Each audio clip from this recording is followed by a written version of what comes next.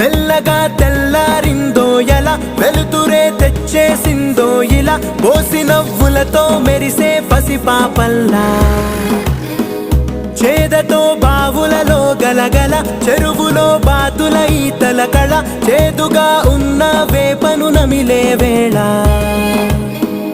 చుట్ట పొగ మంచుల్లో, చుట్టాల పిలుపుల్లో, మాటలే కలిపేస్తూ మనసారా మమతల్ని పండించి అందించు హృదయంలా.